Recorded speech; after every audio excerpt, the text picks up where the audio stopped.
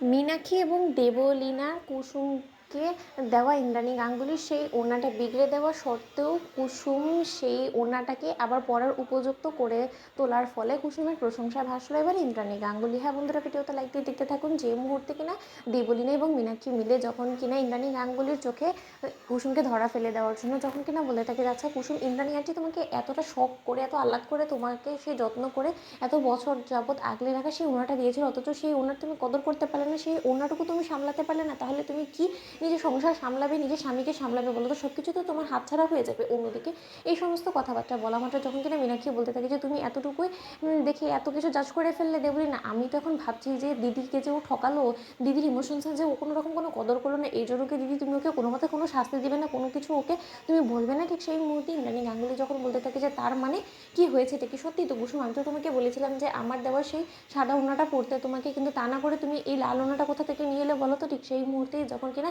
মীনাক্ষী বলতে থাকে যে বলো যে তুমি যে তোমার ওড়নাটা সামলে রাখতে পারোনি এবং তার জন্য যে তোমার ওড়নাতে তুমি নিজের হাতেই আলতা ফেলে দিয়ে ওড়নাটাকে বিগড়ে দিয়েছো। ঠিক সেই মুহূর্তে যখন কিনা ইন্দ্রাণী গাঙ্গুলি এই সমস্ত কথাটা শুনতে পায়, ঠিক তার আগ মুহূর্তেই দেবলীনা এবং মীনাক্ষীর এই কথাটাকে যখন কিনা ধরে ফেলে কুসুম যখন বলতে থাকে যে আচ্ছা ছোটো ম্যাডাম, আপনি আমার একটা কথা বলুন তো, আপনি তো সেই মুহূর্তে ছিলেন না আমার ঘরে, তাহলে আপনি কী করে জানলেন যে সেই ওনার মধ্যে আলতা পরে সেই ওনাটা বিগড়ে গিয়েছে? অন্যদিকে এ কথা বলা মাত্র যখন কিনা মীনাক্ষী ধরা পড়ে যেতে নেয়, তখনই দেবলীনা বলে ওঠে যে আন্টি কী করে জানবো বলো তো, তোমার ওনাটা লাল হয়ে গিয়েছে বিধাই আমরা বলতে পারছি যে হয়তো বা আলতাই পড়েছে, নয়তো আলতা ছাড়া কী বা পড়বে। অন্যদিকে ঈশান তখন বলতে থাকে যে কেন আলতাই পড়তে হবে, সেটাই বা কী প্রয়োজন? এমনও তো হতে পারে যে রং পড়ে গিয়েছে, তুমি এতটা গ্যারান্টি দিয়ে কী করে দেবলীনা বলছো বলো তো? ঠিক সেই মুহূর্তে কুসুম বলতে থাকে এতটা গ্যারান্টি দিয়ে এই কারণে ছোটো ম্যাডাম বলতে পারছে, তার কারণ আমার ইন্দ্রাণী গাঙ্গুলির দেওয়া সেই ওড়নাটা বিগড়ে দেওয়ার পেছনে এই দুজনেরই সমস্ত রূপে সকল ভূমিকা আছে, এবং আমার পিঠ পেছনে ওনারাই আমার ওড়নাটাকে বিগড়ে দিয়েছে এবং বিগড়ে দিয়ে এখন সাধু সাজার চেষ্টা করছে। কি ছোটো ম্যাডাম, তাই তো?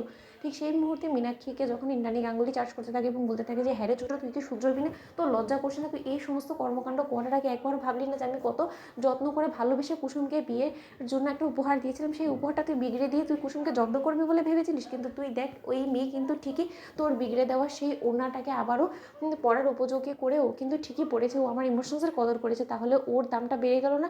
তুই যতই চক্রান্ত করিস না কেন রে ছোটো, তুই কোনোদিনও কুসুমের কাছে তুই জিতে উঠতে পারবি না, কারণ কুসুম কোনোদিনও শত্রুকে জিততে দিবে না। কুসুম চিরকাল এরকম করে শত্রুকে দমন করেই যাবে।